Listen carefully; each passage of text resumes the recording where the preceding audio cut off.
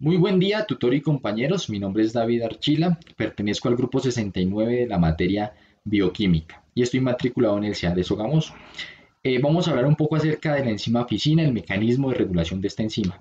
Esta enzima es usada en el proceso industrial del ablandamiento de la carne. Para hacernos un pequeño contexto sobre lo que es esta enzima, queremos hablar un poquitico acerca de que las enzimas son catalizadores biológicos que son requeridos por todos los organismos vivos. Como podemos observar en esta imagen, se encargan de reacciones de degradación y reacciones de síntesis. Y en cuanto a la ficina, podemos decir que es una hidrolasa, ya que llega a hidrolizar los enlaces peptídicos.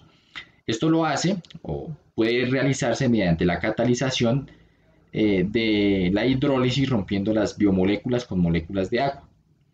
Esta enzima posee una amplia especificidad de sustrato. Eso hace que rompa de forma indiscriminada las principales proteínas de la carne.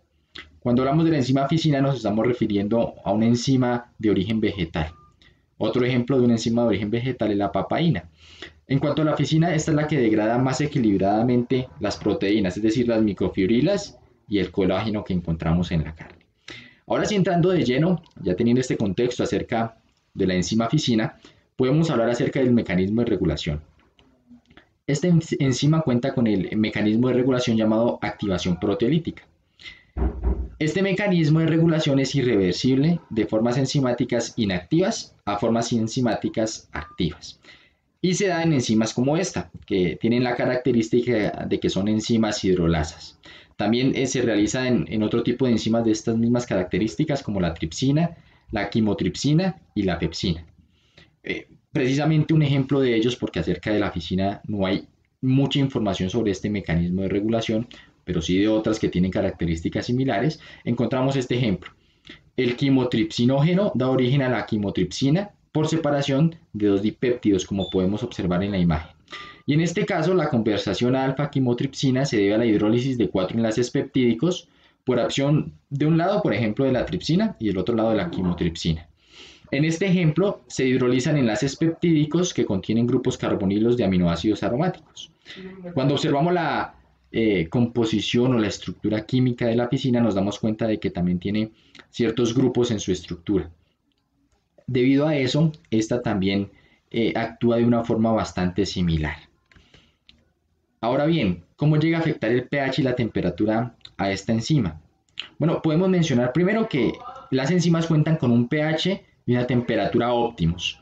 En este caso, el pH óptimo de la ficina es de 7.2 a 8.2 y podemos observar en la imagen que pues va de una escala de pH neutro hacia un pH más alcalino. En cuanto a la temperatura, esta se mantiene activa desde los 40 hasta los 70 grados y tiene una temperatura óptima de 60 grados. Pero bueno, ¿cómo se afecta el pH y la temperatura? Cuando hablamos acerca de la temperatura, vemos que la afectación en las enzimas es bastante grande. ¿Por qué lo decimos? Bueno, resulta que en general los aumentos de temperatura llegan a acelerar las reacciones químicas. Y esto también sucede en el caso de las enzimas.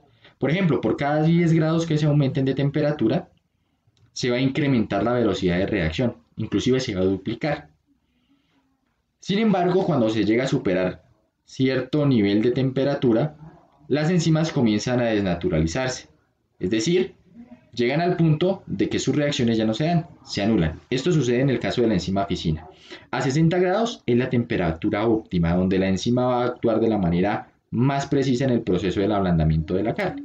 Se mantiene activa desde los 40 grados hasta los 70, pero por encima de los 70, esta enzima se desnaturaliza y ya deja de funcionar. Aquí podemos observar una pequeña imagen de lo que estamos hablando.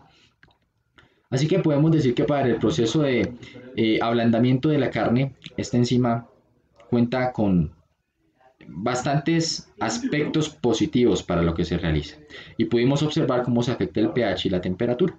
Muchas gracias.